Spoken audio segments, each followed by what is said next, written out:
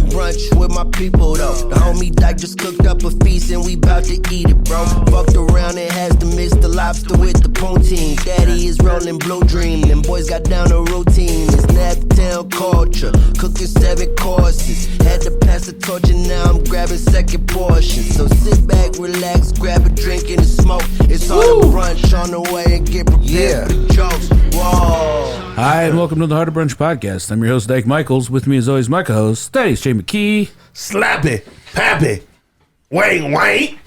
On the ones and twos, the wheels of steel, the fluid druid, Casey Campbell. Hello, mate.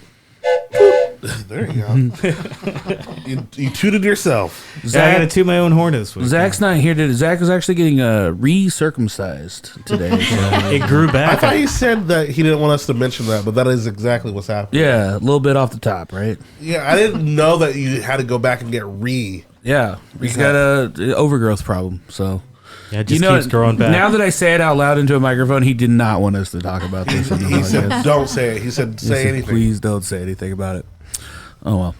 Two very special guests with us in studios.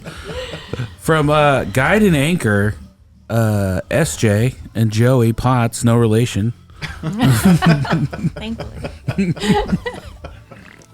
Welcome to the program, guys. Yeah. Thank you for having us. I'm very excited to have you guys in here. I feel like I got to say this. Whenever multiple people tell me you have to have these people on the podcast, then that tells me something. And then when a design company is kind of known for being as cool as you guys are, I think that says something too. Like, 'cause I mean, that's something that could be kind of boring, you know? Like, the people that did our logo, like, I don't know, you know what I'm saying? But people are excited. They're like excited about not only your work, but you two as individuals, as people, as artists. And then I feel like we've been around the same circles a lot, but we bumped into each other at Love Handle and we started talking, and I got a bit of your guys' story, and it was amazing. I was like, all right, we gotta figure out how to get you on. So finally got you guys here in studio. Thank you guys. You guys also came on short notice, so I appreciate that. And welcome to Harder Brunch. Oh man. Oh, I mean, thank you. That was amazing. Yeah. Long intro, huh? Amazing meal, and yeah, this has been a great day so far. Close to the mic. I'm on it. So for our listeners, can you give them just kind of a recap of conversations that we've had about your guys' story, about how you came to Indianapolis? And well, I guess let's start off with how did you guys meet, or in your backgrounds? Well, how we met, SJ picked me up in a bar. Oh, As a bartender. As a bartender. Oh, let's spill the tea right away. Let's get into that. we call that dealer's choice. Yeah. Yeah. I was bartending with my friend. I was like, man, I just feel like there's like no cute guys in this city. And then Joey walked in. It was like a movie. It was like record skip. I was like, except that guy. Wow. I was like, except that guy. He's cool, but I don't ever really get a chance to talk to him because he would always come in with like his art crew and stuff. So Okay, so he had a whole art crew. So he's coming in slow motion. yeah, like he'd be winking. like, you know, people. Yeah, like it was like a whole thing. They'd be like, oh, will you come up to the bar? You know. And then they're like looking at you like, you're still at work. Start working. And then you're like, oh, shoot. You were frazzled. Just shaking a cocktail for like 10 minutes. Yeah. Ma'am, I think it's done. Yeah. So that was in like 2 weeks. That'll be 18 years ago. Oh, wow. Ooh. Yeah. So, yeah, we've been together for 18 years, married for 12. Real quick, what was the line? Was it like, hey, this one's on me? No, my friend who I was working with at the time, she was like, just introduce yourself. I was like, that's it? Just be like, hey, what's your name? I'm SJ. That was it. Yeah, for girls, it's a lot easier. It was actually that easy. You know, I've had a lot of girls introduce themselves to me first name basis. We're missing out. All right. Yeah. So that was it. Yeah. And then I stood her up for a week. No, Yeah. come on, man. It was, it was strategic. You're like, yeah, she's a I bartender. thought it was She's strategic. professional. Yeah. Oh. Yeah. It wasn't the best move, but it worked, I guess. Wait, you stood her up on an actual date? Yeah. No, not on an actual date. It was. I told her I'd come in a couple days To visit. to talk At my work. while she was working. And so I wore my cutest outfit on Sunday and he didn't show up. I was like, he's dead to me. Yeah. You don't. Then he came in and I was like, well, I don't know. He's kind of cute. Maybe we'll go on. This is like the second act of a rom-com. Right? You're just like playing video games. Like, yeah, she digs me too much. Yeah. We'll get her later. Yeah. Yeah. So you're dating. You guys are living in Chicago. Mm-hmm. You're dating. You're living in Chicago for years and years. Mm-hmm. Now, what's your guys both like your artistic backgrounds?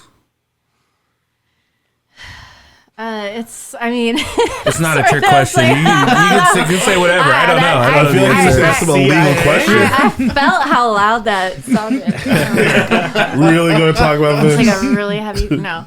I went to film school at the Art Institute of Chicago.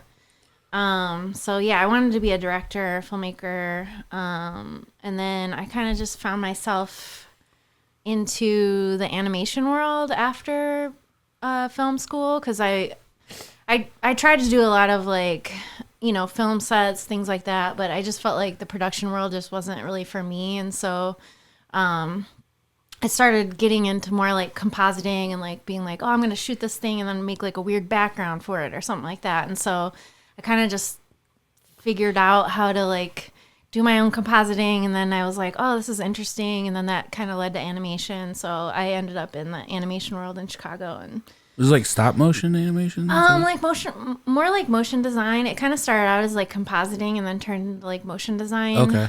Just through like the internships that I was doing, like doing a lot of like weird documentaries and things like that. Yeah. So my background was it kind of took a lot of different paths, but I spent like 10 years as a bartender and I ran an experimental film festival. Oh, what an experimental film festival! Yeah, like pre YouTube, so it was like early 2000s. Okay. Yeah, so like I was kind of like I was like, oh, I'm not gonna work like commercially. I'm just gonna Yeah. You're not do, working like, for the weird- man. Yeah, like not exactly. It was kind of more like Oh, that's anarchist until you're like need some money and then you're like that kind of vibe. Yeah. Yeah. So so I spent a long time doing that and then ended up in the commercial world after that. What's the craziest thing you saw at an experimental film festival? Yeah, that's my question. Oh man.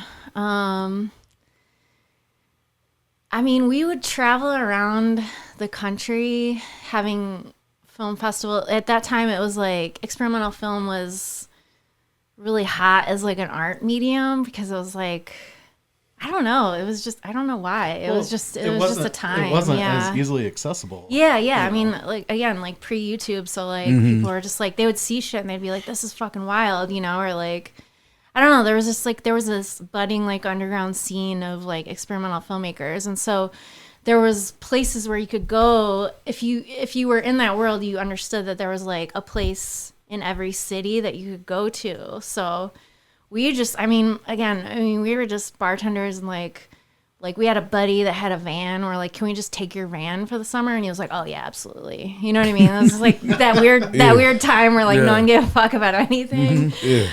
So yeah, we would just drive around and like on one tour we ended up in St. Louis at an old man bar. So like all the people that were watching the experimental films were just like these old dudes like at the bar, and it was playing on like these little TVs like above the bar. And but it was like an hour-long program, so they had to like actually sit and watch it. It wasn't like it just like played in the background. It was like you had to be a part of this like event. You know what I mean? So it was really interesting. It was like bringing like this weird art. How was it received? Oh, they loved it. Okay, they awesome. fucking loved That's great. it. Oh yeah. And then like that place specifically they didn't have any like backyard furniture. They just had like weird shit like toilets, like literally like just toilets and like random stuff that you could sit on in the backyard. So I just remember like sitting on this toilet talking to this old dude about like experimental film in the backyard at this like St. Louis dive bar. That's great. And I was like, wow, this is one for the books for sure. And then there was like a nightclub in Phoenix, Arizona. That was really cool too. Like experimental film, just playing on in a nightclub. Yeah. That's fun. How did you reach out to these people, like cold call like bars and stuff, and just be like, hey, can we bring this through? Or no, it's more like you'd kind of know that at that time you just kind of knew that there was like a curator in town, and they just set it up wherever it made sense to them. So We talking tapes? I mean, people would send me DVDs in the mail and like mini DVD tapes. Like I would spend my days like digitizing stuff. that's awesome. Well, and this was like early 2000s, you said? Yeah, so it was like you just get a DVD of some weird movies, and I would just like watch it during the day, like before my bartending shift. It'd be like, I would never know what it would be. I mean, it'd be all kinds of shit. People would just send you stuff in the mail. I feel like there was a lot. The what? Oh yeah, like the Eric Fensler, the GI Joe. I don't know if you guys know about like. Oh, Eric Fensler. Yeah. Like he kind of like he was like The pork chop sandwiches? Yeah, pork chop sandwiches. Yeah. So like we got Eric Fensler's in the mail, and we just like watched them. I was like, this is the weirdest thing I've ever seen. Yeah. So we just played it at our. Because all that stuff that you used to just get passed around, and you just show your friends. Oh yeah, totally. Yep. So like and he was from Chicago at the time, so. So when we're talking about experimental films, is it leaning more to violence, or is it leaning more to sex? I know those are the only two categories, but I think those were the two things that would pop up that I'd be the most concerned about. So you're screening these films. Which one did it lean more towards? Oh man, it was all over the place. I mean, sometimes both. Yeah. Sometimes sexy violence. That's what I thought. Yes. Yeah. I feel like I shocked him with that question. Yeah. It must have been horrific. What was your background, Joey? So I went to college in Baltimore, the Maryland Institute College of Art, and stuck around there for a year afterwards. And I thought I was going to move to California to work in the skateboard industry because that's what I wanted to do. And stopped in Chicago because I had a lot of friends from college that were living in Chicago, and my brother had moved to Chicago, and I moved to I went to like middle school and high school in Indiana, so I had family and stuff in Indiana, so Chicago's a good stop off, but ended up really liking it. Fell in early on with early 2000s when like vinyl toys were kind of this sounds like an early 2000s movie. Like filmmaker and skateboarder.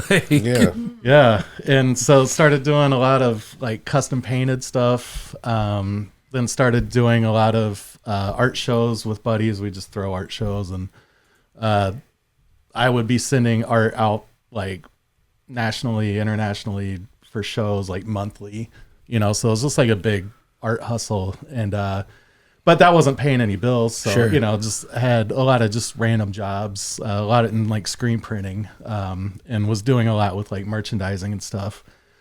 And then just kind of that went on for a while until I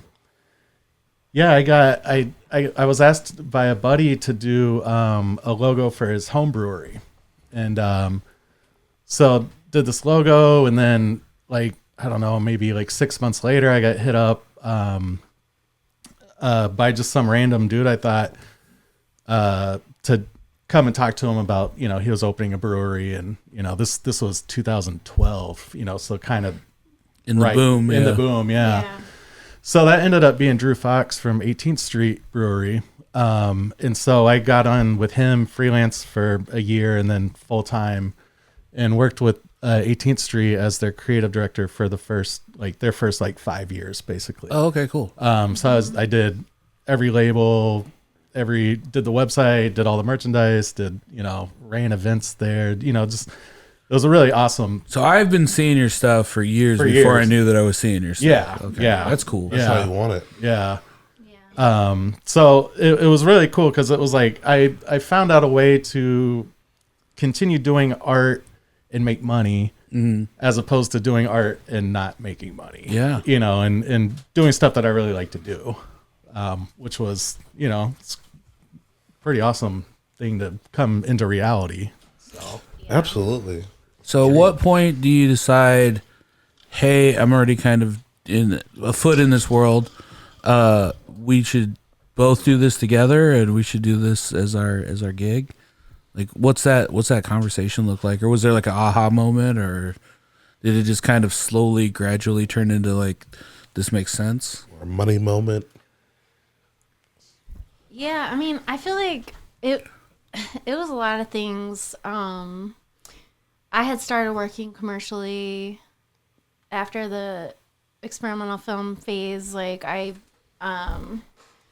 got into I started doing a lot of like internships for like trying to be like, all right, well, what would it look like to work in my field, like to actually work in the world of film or TV or like whatever, Sure. And so like I had a lot of friends through the bartending world that were like, okay, well, we're working at advertising agencies, we can get you like these internships and stuff. So that was like a kind of a humbling experience, being like almost 30, had spent like 10 years of my life like kind of just being a little bit nomadic, kind of doing this like DIY thing. And Joey was really doing his DIY thing too. Like he owned a gallery. I mean, there's a lot of steps along the way. Like he was part of like multiple different like kind of like streetwear apparel like companies that were going on, like live painting at like DJ shows. So like there was a whole scene that I feel like we were like a part of at that time as curators, as makers, as but yeah, I too started to feel like, okay, well, what does it look like to like kind of merge into that world and start like making money in your art form.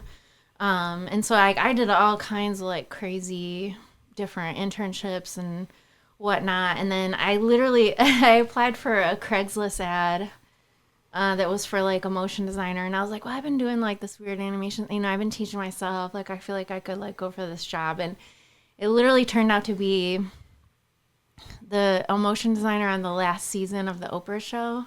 Oh. And I just somehow through like my like weird ass portfolio that I had going on and the fact that it was like a female creative director, she was like, yeah, I'm just gonna hire you. Hell yeah. And so I like learned super quick through like I had to be like there at like six in the morning, and like I had this crew that I was working with, and they're like, oh yeah, you're super unqualified, but like we'll figure it out. Like you're fine to be around, you know what I mean? It's like that's the other thing. It's just like, can you roll with a 6 a.m. crew and just be down for whatever like happens? I was like, oh, I can roll with anything. Yeah, it'd be great. Did you get to meet the Oprah? I did. Yeah, it was. It took like a couple months after I like had worked. I probably worked for Oprah for like 3 months before I met her.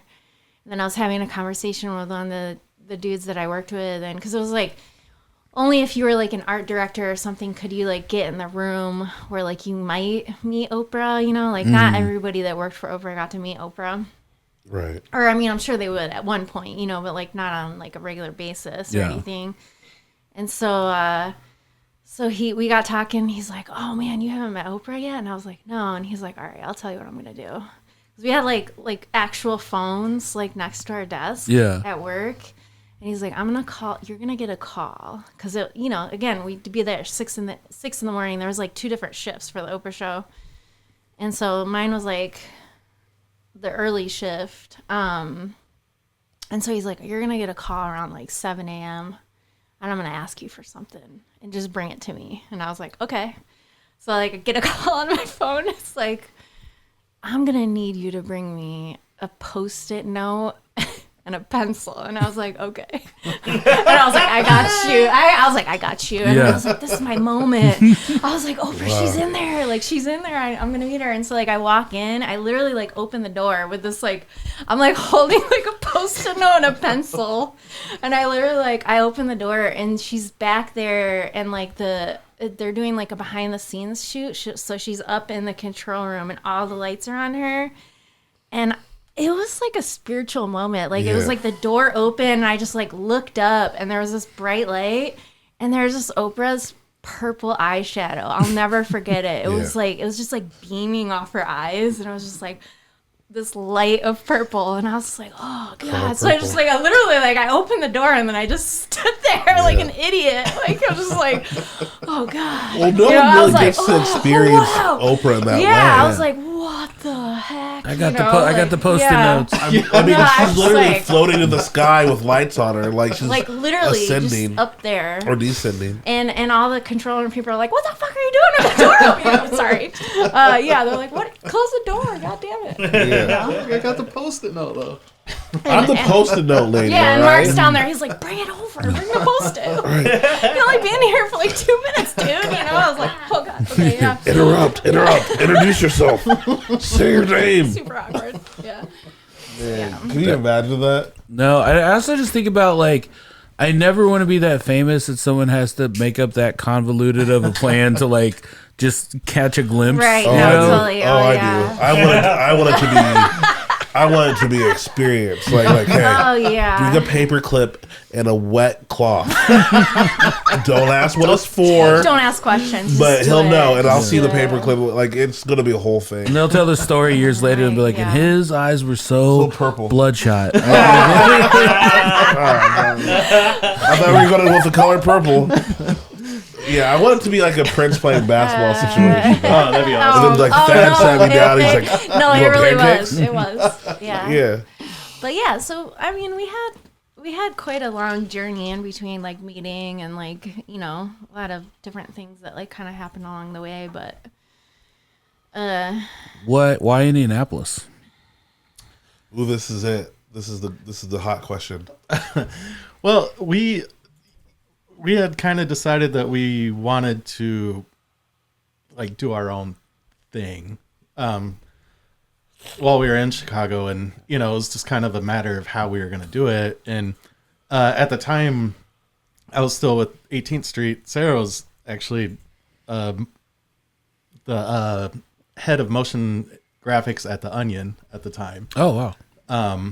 But we were both just kind of like, if we can't do it here in Chicago because it's like we wouldn't be able to afford anything if one of us quit, or you know, or and then just doing something kind of like, you know, part-time, you know, wasn't the plan. I mean, we had been supporting each other's journey for like a long time, because it was like, you know, while I was working at Oprah, it was like, you know, okay, well now I'm making like a good salary, like, you know, that's when Joey decided to like go try a few different things, like, you know, 18th Street was one of them, you know, so I was like, well, do I want to do, you know, he was like doing a apprenticeship also like at a design studio that like made like mobile apps, and you know, so it was like really interesting. It was like, on one hand he had this like illustration job that he was doing part-time, but then on the other hand he had this like kind of like commercial path like at this like ad agency, and he hated it. Like every day he would come home and just be like, I hate this so much, but like he loved the illustration stuff. And I was like, man, like we had a real talk, and I was like, it seems like you're really into this like illustration thing, and like it seems like you find a lot of joy in that, like follow that path, like do that. But that was the unclear path at that time, because I was like, what is even craft, like, you know what I mean? I don't know. It was just like, it was all just kind of getting started, really. And like the recession was weird too, because like, you know, tons of people were losing their job. You know, it's like coming out of the recession too. It like kind of feels like now where it's like you're coming out of this like 2020. Like it's such an interesting time. Unsure. You know, that's kind of how it felt at that time. There was a lot of possibilities, and you know, people started making their own ketchup, and we're like, why? You know what I mean? Like, you can just, that's such a cheap item, you know. But it was like because you could, or maybe you felt like you should, or like, I don't know. So it was like, wow, this is starting to be like really, you know, beer, like beverage was starting to get interesting, you know. It's like, what does that even mean? I mean, as a bartender for like 10 years, I'm like, craft what? You know, like like craft cocktails, like that was not a thing, you know. That was really just getting started after the recession, because everyone lost their jobs and everyone was getting creative, you know. Started making their own pickles. And I mean, literally, like, it was so interesting. So, yeah, I mean, I think we went through a lot of different, like, stages and phases, but I think it was all in the spirit of supporting our own art at the same time while supporting each other, I guess, you know? Like, I think that was always the goal, really. It was really the Midwest Renaissance back then, wasn't it, though? I mean, I think it is now, though, too. I think now for sure, yeah. More And so. Even more so. Well, so to get back to your question though, is so I have family in Indianapolis, and but we had traveled around different cities. I mean, we thought we were going to move to LA or San Francisco, and then we visited them, and we were like, oh, we love these places, but like, don't really want to live there. And then, but actually, we were going to move to LA, but then you got the full-time job with yeah, that's true. With 18th Street, and so I was like, well, do we go somewhere else, or do we like explore this thing that we've already been kind of working towards? So we decided to stay. Yeah. And then we thought about like Austin or Louisville even, or like Nashville. Yeah. But it was like I had started coming down here with 18th Street doing events, and at the same time my parents moved from Brownsburg closer to like Carmel, where my brother and sister-in-law live. So it was like kind of seeing this whole new part of Indianapolis that I had never experienced. And it was like, this is pretty cool, you know? And so we just, after, just some like talking about it, and there was we were going to come down here with 18th Street and help them open their brewery that was on 10th Street. And that, that ended up not happening with us, but it kind of was also the impetus that brought us down. That's awesome. Yeah. Wasn't there like a kismet moment, though, where you're like, hey, this person is in Chicago and they just moved to a different like place, and then like you saw them at a concert or something like that, you're like, this? There was, yeah. Well, so I might just be making this up. No, we were at a new venue that had opened in Chicago called Sleeping Village. Oh yes. And yeah, that's wild. Yeah. They had been open for maybe like 2 months, and it was a really awesome bar and stuff. And so it was close to our house in Chicago. And the first night that they had music in there, we went and saw the band. And we were just like, man, this band is awesome, and blah, blah, blah. And then it turned out to be this band called Creeping Pink that's from Indianapolis. And, while we were at the bar, we were talking about if we were going to move to Indianapolis or not. And then we saw this band, Creeping Pink. We talked to the guy who ended up being Mark Tester, who runs State Street Pub and is a huge musician. Yeah. Did I say magician? Huge musician. He's a musician. I mean, no, but it was crazy because it was a mile from our house, which is not a lot in Chicago. It's like, I just feel like you're constantly walking everywhere. So I was like, okay, well, it was like pretty close to our house. And yeah, we had been going there since they opened, and then went there for the opening night, and like, we're sitting at the bar, like, talking about, like, okay, like, this place is, like, kind of within walking distance to our house. There's a lot of, like, cool things happening around us. Like, right. I get that you're like, all right, I'm over it. I've gotten to where I want to be in a city that I live in. Do I move on? Do I keep going? Like, that kind of thing, And, like, we're literally having this, like, kind of moment at the bar, and then we go in and like see this band that like literally just blows our minds. And I was like, immediately went up to the table. I was like, where are y'all from? They're like, Indianapolis. I was like, oh, of course you are. You know what I mean? But it's like, I was like, cool. We were literally sitting at the bar asking ourselves if we should move to Indianapolis. And Mark was like, you definitely should. And when you get there, go to State Street Pub. And so like, we were like, all right, and so like we did. And then we sold our house, and I mean, again, it was like, we had rehabbed this house to be like super artistic and interesting because we thought we were going to live there forever. And then when we decided that we're not going to live here forever, then we sold it.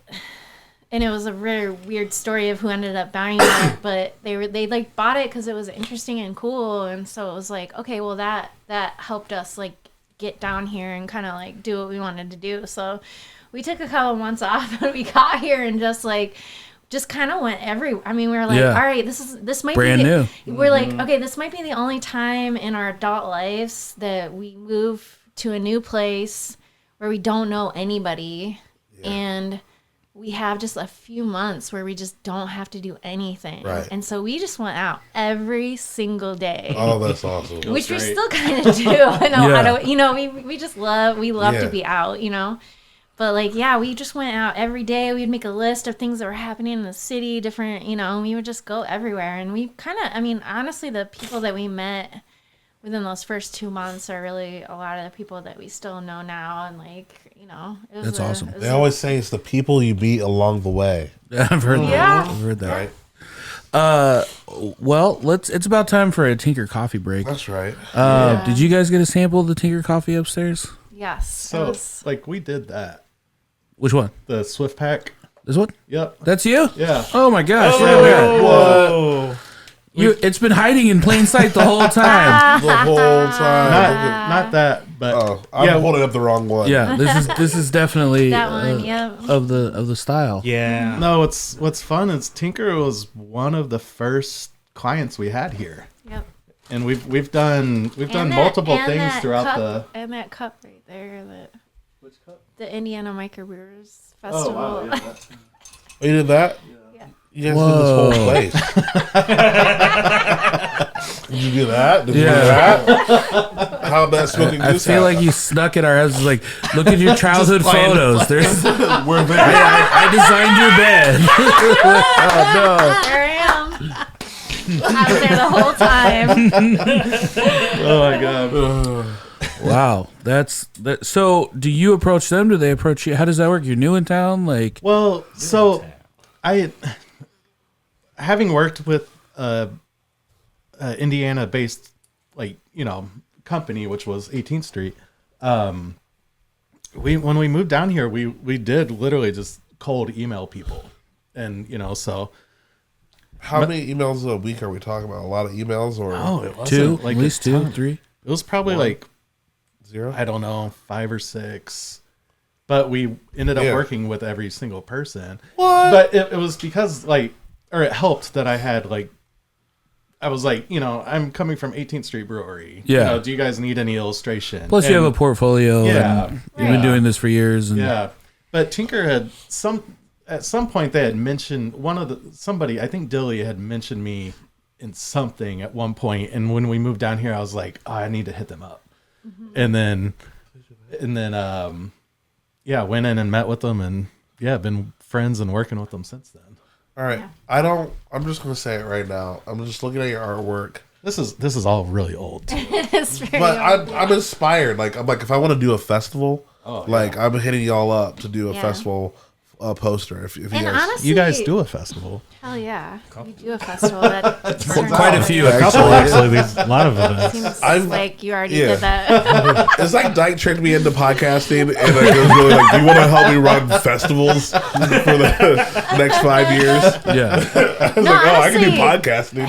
I mean, that's what we started doing a lot when we came down here because it made sense. So like, because with the animation stuff too, it was like, okay, so we worked with like Hi-Fi a lot. We did like the Holler on the Hill festival, and we did like some animation for that like, originally. Nice. So it was pretty fun. Like we did have like a lot of the Brewers Guild stuff we were doing animation for. So yeah, we figured that was kind of like our sweet spot, but then it turned out to be something else completely. So Well, mark my words. If there is a good discount, I am going to you guys first. Nobody else. If the money's right, I'm doing it. Mark my words. That's a Hell promise, yeah. y'all. That's a promise. A Thad Love it. Mckee promise. Love it. So when you do design work for Tinker Coffee, do they pay you partially in coffee, or is it just boring old money? Take this ground. I take the grounds to the bank and yeah. How much will 1 pound give me? That's It is awesome. coffee gold, I will say. It really is. It is. It's well, my biggest complaint for the longest time has been when I leave and I go do comedy in a different city, I stay in a hotel and I wake up and I have crappy like hotel coffee. Yeah. And now we got Now you this got that. we got this coffee on the go, and now I have this coffee. It's also designed by Guide and Anchor, Sweet so Swift Pack. the Swift Pack, I think that's definitely what you want to do. Agreed. Very, very excited. Now I'm just like looking around. Is there anything else? I'm looking at that. Any that- other? What about that hand that says nap knapsack. No, but I think that's a buddy of ours. Yeah, I think you I will say you bought that at a street festival, did you? Can I might as well say it. There's like this it's Nap Pack. There was like this that's Nap Pack. Okay. Yeah. Nap. Okay, yeah. Shout out Nap Pack. They're getting pretty free, yeah. We just Good. met Joey like 2 weeks ago. Yep. Yeah. Yeah, I just saw them and like, they're like, hey, because like I bought like this herbal thing from them, and they're like, take this with you, and I was like, I never bought like a finger foam hand with That's an herbal so good. substance. Never mind. I love that. I fumbled over that so bad. Yeah, yeah. You don't know if you want to commit to the story or not. Oh yeah, you're right. Oh my gosh. Well, let's. It was weed. Understood. The herbal medication the street pharmacist had prescribed. The wizard's high weed. Just say weed or stop telling the story. I'm stuck. Oh my gosh. I always say when people like I take personal offense when people shit on Indianapolis. Like especially if you're from here, and Indianapolis isn't cool, make it cool. Right. You know what I'm saying? Like be part of, support the things that you're into. There's so much stuff going on Right. here, There's so much. art wise. One of my biggest things personally is like trying to get the word out for people. Obviously I'm passionate about stand-up comedy, but there's so many like things that are like either stand-up or comedy adjacent, like sketch, improv, one person shows, all kinds of stuff. Almost every single night of the week you can go out and watch every single night of the week in Indianapolis, and I don't think a lot of people know that. But There's something cool every night. because of the show, we've got opportunities to be invited and to do things in like the art world and different stuff like that much. I would normally not be a part of. But like within the past 2 weeks, we like Epicurean had this amazing. It was all immigrant chefs, and it was their first one, and it was like so popular. Packed. It's so packed. It was like crazy. And then in the same weekend, we went to the We went to Art Connect show. Stretch. Not Stretch. Rob Sloan. Rob. Stretch was there. Rob Sloan. He did a great festival for art, and I was like, I called it the I can't believe it's not butter art festival. And then and if you're from Indy, yes. you get that joke. Yeah. Because I was like, this seems like butter, but like just in like a more rustic way. Yeah. And it was so cool. It was like so hip. You know what I'm saying? And it was free. In that building that it's in is amazing. It was awesome. Yeah, I'm like, where am I? Yeah. Like, am I at the cool kids club? Like, this is like the hideout place. That building kind of blew my mind back because I was like, what are we walking into? And I was like, I thought I didn't realize that it makes sense. They always do art there. But I walked in, I was like, did they just do this for this thing? Oh my God, there's like so many rooms. And then I did German Fest that week. I mean, shout Love out to Germans. If you were German out there, hello, hey, hello. Yeah, never met one I didn't like. There's never been a bad German. Okay. I'm not gonna bring. I'm sorry, Germans. And yeah, you did do that one thing, but it wasn't you. It wasn't you. They were scared. Let's do a Smoking Goose. Yeah. Brunch breakdown. Smoking Goose, located at 411 Dorman Street. Have you guys got a chance to go over there and Smoking Goose? I mean, we frequent there. It's amazing. We live on the east side. Oh, yeah. So Yeah. Smoking the- Goose is a gym. And we're those people where if you invite us to brunch, we're not gonna make anything. We'll just go pick it up somewhere. Pick it up. Yeah. Yeah, we'll bring it. present You it. know what? Yeah, But know what? that You is know what? great because Yeah. even for me, Harder Brunches or Smoking Goose is like my cheater thing. It's like you throw a little terrine on a board or something and blows people's minds, and you're like, don't even worry about how I got that. Yeah. Don't even worry about it.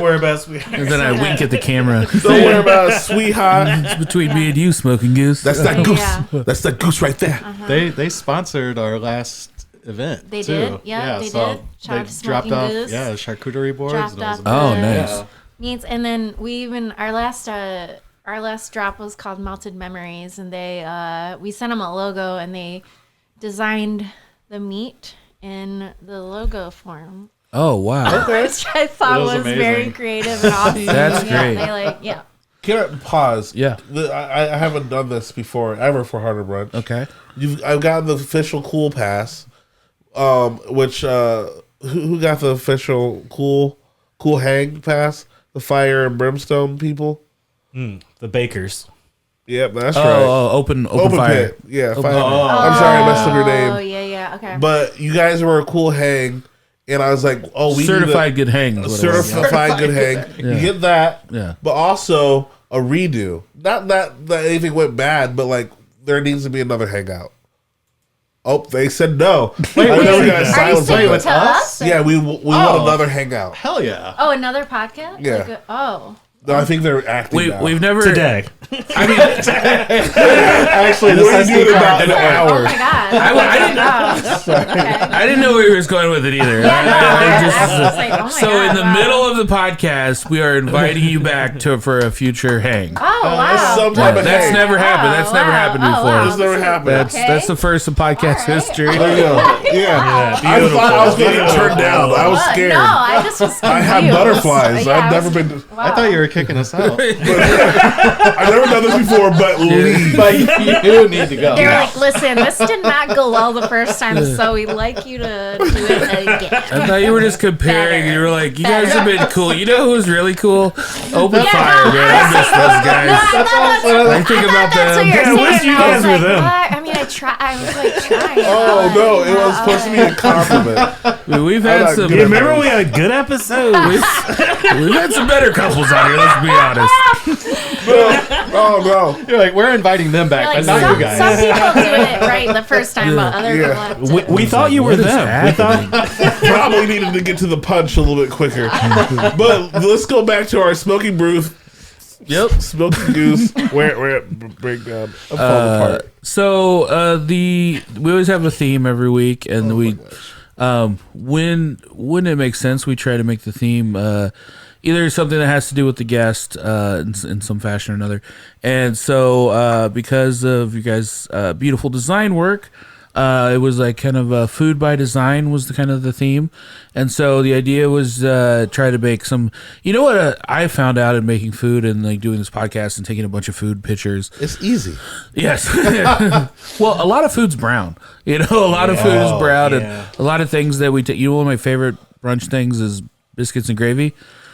It's not real photogenic a lot of times. Just Not a like lot of contrast. gray and beige. More like biscuits and gray. Yeah. Your instincts were right. absolutely Your perfect. instincts were right. Absolutely perfect. Dang it. I didn't mean to give myself Wow, that was the most honest soundboarding I've ever seen in my a boo. life. Me too. But yeah, so try to do things that were colorful was the idea, and some things that looked, kind of well designed. Oh, Yeah. you very much nailed that. Yeah, nailed it. And The also, colors were outrageous. and then flavor, presentation, everything was fantastic. And what an Yeah. honor also to be like, Seriously. for someone to try to sum you up through food. Well, Yeah, really- That's now that's I such an know. interesting concept. I should have gone the smoking goose route and tried to made your logo out of meat. Next time. Yeah, it was impressive. I Or gotta build say. a It was really- life-size replica of just the two of you, like out of ground beef. sculpture would have Yeah, been- meat sculpture. Well, I feel like we actually had a real Indianapolis meet. Oh, yeah. It was a very natural. Hey, we're going to go to Love Handle, our buddy Chris, and we're going to eat, some good food. And then we're just sitting there, and then like we heard about you guys, and you heard about us, and then we just start talking there, and then now you're here. Yeah. Well, Well, and I've known Casey for years. Oh, really? So, yeah. Oh, just yeah. through beer. Casey never mentioned you guys. I will not deny. Yeah, they've been cool people the whole time I've known them. But Yeah. you never mentioned them. No, I asked Dyke very specifically. Actually, Okay. Actually, only like once though, right? Only one time. No, I believe it was at least 2 or 3. Yeah, I definitely forgot all of everyone's names and stuff, but I was like, no, the design folks. Yeah, you gotta You know them. hot designs.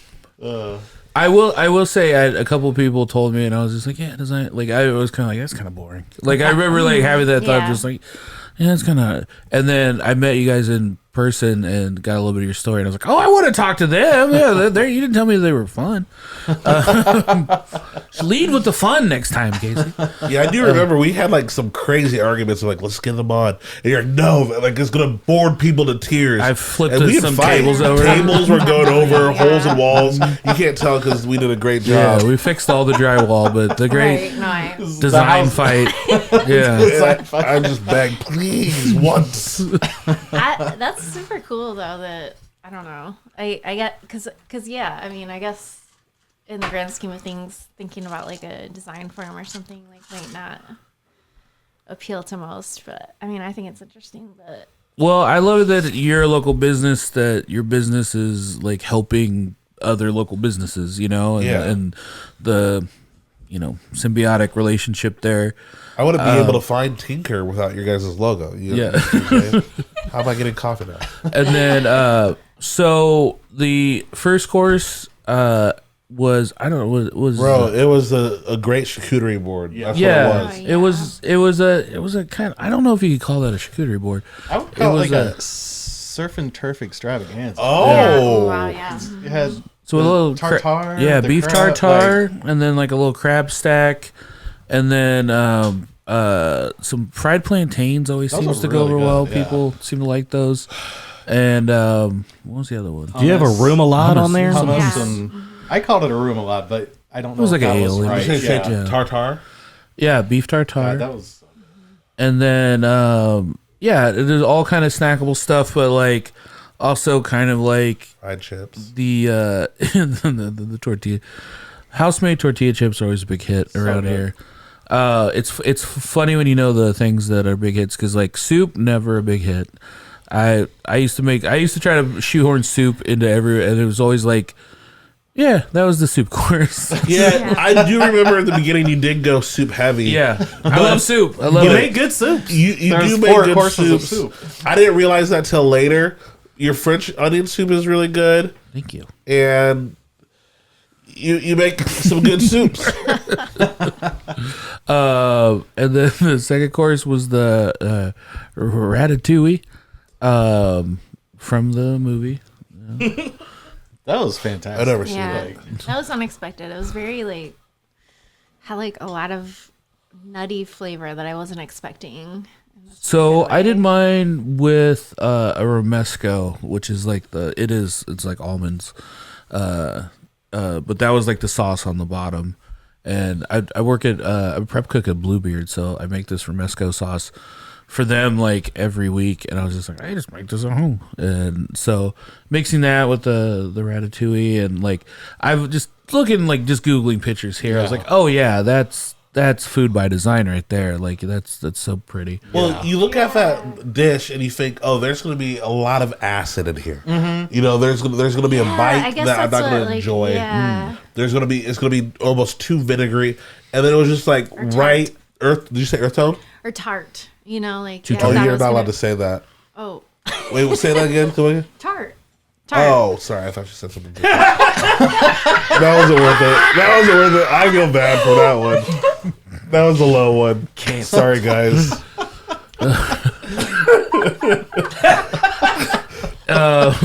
We're not coming back. Yeah. Oh, by the way, we take that away. Yeah. See, That was inappropriate. So, but yeah, like there, like some way you got the acid out of there. It was very earth tone to me, or There was a lot of acid in there. and tart. Just wait, it'll kick in later today. Oh shoot. And then the dessert, before Zach's circumcision, he had this whole plan for and like Zach goes all out on desserts, and so he brought this like marble display board, and then had all these different like elements and shapes and sauces. And then he came over to set things up today, and he was just like quickly explained what everything was. He was like, just make it look cool. And I was like, I don't have those abilities. So I loved it. it was like a brownie, and then there was like a raspberry gel, and then like, I don't know, green fluff sauce. I'm not sure. It was what marshmallow so sauce, good. right? Yeah, that was amazing.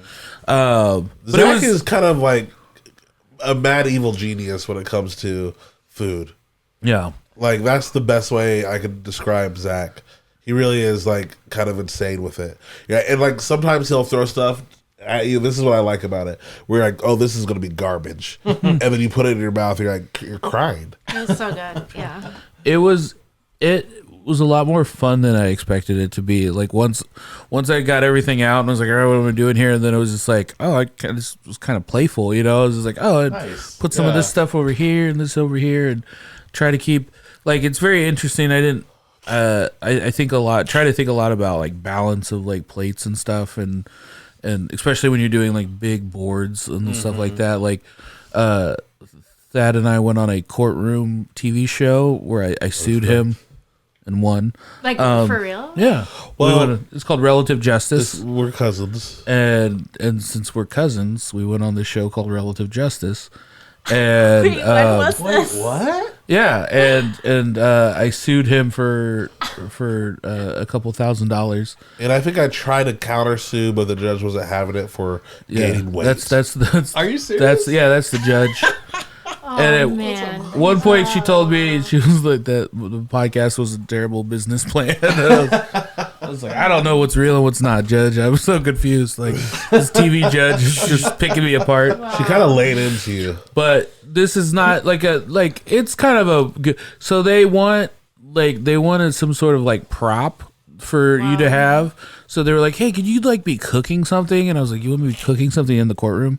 Like, I was like, I don't know. And now I'm like, oh, it's a TV show. So I was like, I don't know what's going to like look good and hold and what's not going to, you know what I'm saying? Like, sometimes you cook stuff and then you have TV lights on it. It looks like a hunk of shit 20 minutes later. Yeah. So I was like, Making fajitas. work. yeah. So I was like, this is part like People's Court, part Rachel Ray, you know, it's like, so I was like, Oh my god. so I was like, I could do like a charcuterie board or something like that. And they were like, oh yeah, that's great. And then they gave me like $300.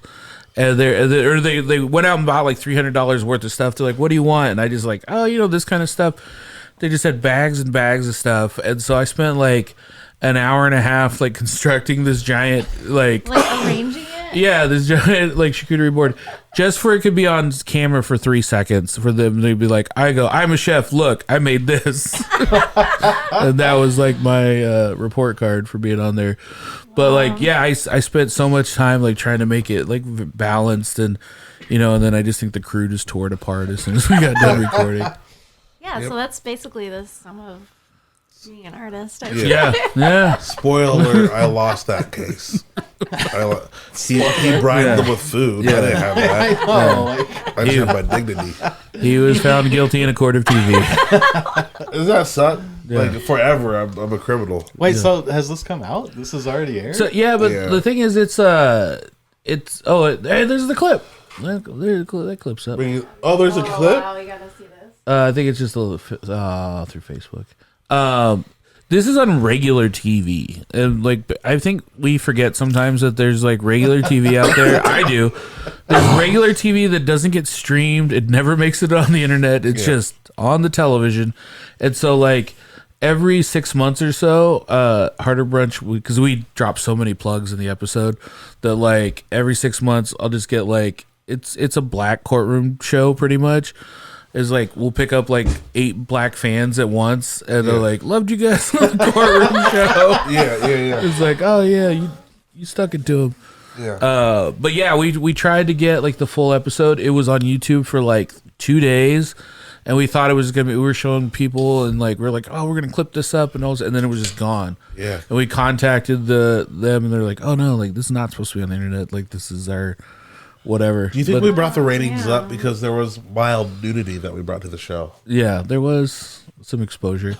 Yeah, I lifted it. Oh, there it is. You guys just saw it. I'm sorry. God, wow. Okay. Wow. This is amazing. Oh Wait, my how God. long ago was this? This is like 2 years ago. 2 years ago. Yeah. So he I've was seen the doctor. he's blaming my his weight gain on the podcast, and For me legally to be able to do the judge is not buying it. Oh man. Okay. I'm gonna need to watch this immediately. Wait, where was this filmed? This is at their studio is in Lexington, Kentucky. Obviously, you're eating the food, but what you're not doing is contributing. Your Honor, I can say before I was very sexy. A lot of people said that. So you're ready to bring the sexy back. Exactly. Okay, they can't hear it. The audience at home can't hear that. Hey, you guys like that little fun blip, audience? Take that and YouTube. We're not going to even put the clip up there. That's not our style right now. But yeah, Well, one thing I wanted to say about the balance, that what was so awesome was the that ratatouille, you know, coming in with a vegetarian dish like right after like a meat dish that was as flavorful as everything that was on, you know, that the surf and turf extravaganza, like, but also just like so clean, you know. It was like all the flavor was there, but the satisfactory was there, you know, but it was just like such a totally different experience. So that was tight. That a was left super turn tight. into a right turn. Yeah. And then, and then the dessert. The dessert was so much fun. It was really fun to put together. I liked having the kind of build your own experience too. Yeah, Yeah. disassemble this and take the components off. Oh, yeah, that is kind of fun, too. Yeah. You're right. Desserts always seem to be the most fun. Like did you ever see the Menu? The movie The Menu. Didn't see it. No. So, spoiler alert, it ends with a big fire. And so for the end of that, Zach brought over this giant mirror. Like it's the size of the whole, it's bigger than the table. So we put this mirror down on the table, and then he just had like graham cracker dust and like graham crackers and chocolate and marshmallows, and then just lit like some 151 on fire and just Flambéed it. yeah, just a giant like Scarface Coke table full of like burning marshmallows. It was amazing. Yeah, I think that was one of the favorite desserts over here. Wow. Yeah, We've taken some things to extremes before. Love that. It's very fun. We had a brunch that was called the 7 Deadly Sins brunch, and it was 7 different chefs, each pulled a random course, and so it's like those are the best when you get chefs kind of trying to just like outdo each other, you know, or just kind of show each other what they got. Oh, yeah. We had some really cool dishes on that one. It's kind of like a ray of sunshine in the house. You understand what I'm saying? Oh, and would you look at that? Ray. Ray is one of my favorite drinks from Upland, and if you're not drinking Upland, you suck. Like as a person, spiritually, all that That's stuff. their slogan, yeah. That's what You they suck. want out there. Drink Ray to have some ginger flavors in your mouth and a new experience in life. Well, and you guys got a couple Uplands over there, right? What you guys With what are you drinking? wheats. Oh, you guys are wheat. You Yeah, guys we are got wheat the- heads. We got the wheat. I usually go campside or dragonfly. See, that's the Yeah. campside's it. Campside, yeah. But the wheat, actually, we were at Upland on Friday, and Shout out to Patty. good happy hour at Upland. Oh yeah. Yeah, I had mentioned to Sarah that I didn't drink the wheat ale very often, and having it now. Very good. Tell me what you now think. here we are. And what did you guys think about the cocktails that I made for you guys? Oh yeah. So good. Wait, Is that a sponsor what's for so good? Or the cocktails were good? the cocktails? Yeah. Fantastic, I'm phenomenal. known for doing awesome cocktails, and It was really the mixology Wow. that got me. it's just one of those things that I think. You may be the first you know. people in podcast history that enjoyed that I cocktail. know. They said it was amazing, so they It can't be the was- first. I think The lack of ice made it. Made it what? spectacular. Because it Very wasn't good watered to be down. honest. European. It right? didn't, was it very didn't water European. down the Yeah, Arizona no. iced tea. Pure. Oh, you're giving my secrets away. Oh wait, so what was it? Just hot gin and Arizona iced tea? Is that the cocktail? Pretty much, yeah. That's what you gave the guests. Okay. Okay. Hey. It wasn't hot. It was more like room temp. Room temp. What? Well, I actually do. I just bought it. I actually do like that because then it does make the food seem more exciting when the cocktail is Subpar. It was really good, actually. Arizona Listen, iced I will agree. It was actually really good. I'm honest. I'm gonna be honest. I didn't know where our ice situation was for. We have an ice situation at our fridge. Totally get And it. so yeah. this is more of a classist thing that we're laughing at now. Oh. No, I I'm mean, kidding. yeah, but there was some ice. we do have plenty of ice. By In the your way, we second- have a yeah. freezer in the There was garage full of plenty, there ice. was Too plenty of much ice. But the second one that you drank had ice in it. Was it better? It's like it was colder.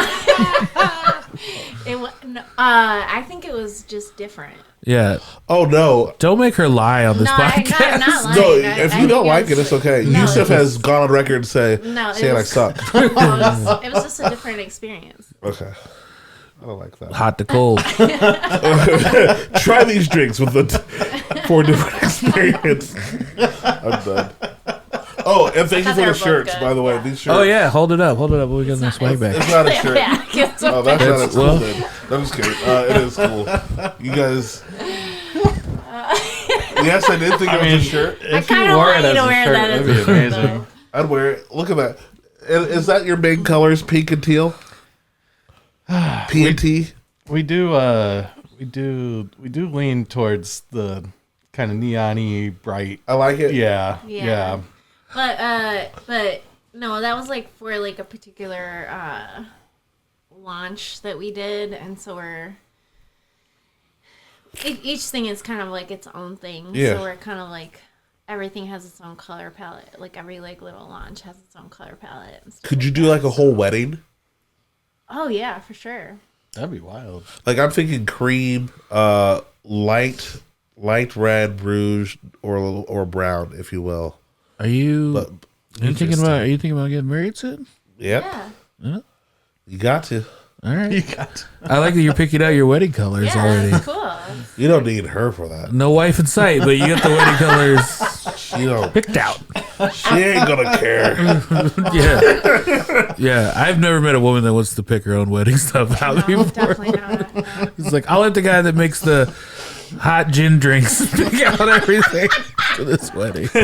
He's got good taste. It was called. Not in cocktails, but It was a mango tea and gin. It was called Listen, Jamango Unchained, and it was awesome. That's fantastic. Listen, Yeah. the, And it was tea, the the heat. tea was chilled, so it was Chilled. a great. It was a nice. Thank It you. was kind of a It's supposed to remind you of a time when there wasn't ice and you right. didn't No, get it. it was a You good guys mix. didn't get You it. guys- It took me back to the yeah, it was one of those. missed it. It was one of those nostalgia I thought cocktails. they were artists. You can't spell everything out for these people. The drink was supposed to make you think and feel like 9/11. Did you guys feel like the day of 9/11 when you drank it? The week after 9/11, that's how this cocktail is supposed to make you feel. Don't bring that shit into my joke. It's unforgettable. You gonna 9/11 my drinks? You can't do that. Can you drop a beat for me there, Casey? Can't Bin Laden my drinks. Can't Oh George my God. Bush my drinks. SJ, Joey, thank you guys so much for being on Yeah. the podcast today. Give a proper plug for Guide and Anchor. Where can people find you and follow you guys on the social media? Well, definitely. Currently, don't go to our website. That hasn't been updated in 5 years, 6 years, maybe. But Instagram, Guide and Anchor. We're gonna have a anniversary party on the 2nd of November. It's gonna be crazy. We're gonna drop one tea only Oh. and do a percentage off of all of our previous drops. It's gonna be a wild night. DJ, bar. So, yeah, it'll be a good time. Is Yeah. this an invitation? So, at, Yes. Yes, 3315 East 10th Street. Yeah, Guide and Anchor Studio. Nice. Yeah. November 2nd. November 2nd. All right. Thaddeus J. Hey guys, I'll be there November 2nd if nothing goes bad. And also, I want to say thank you for the socks. Yes. Did you design these socks? Well, there's an embroidery on it. It might be covered up by the packaging. Oh, Yeah. that's y'all. Yeah. That's good. I'm wearing these. You guys find me at Mckee on Instagram and everything else. You know, I'm doing comedy all over the city in the Midwest. So book me or look me. I don't like that. Casey Campbell. You can find me getting married to Thaddeus J. Mckee behind the Patreon wall. That is Harder Brunch /Patreon. Also, look for my new podcast, Real Poppycock. We're going to be talking about movies and bullshit. You'll actually get to hear my voice every once in a while. Hey. At Dyke Michaels across all platforms. Thank you guys so much for listening. We'll see you next time. Bye-bye. Bye. And I'm still available, by the way.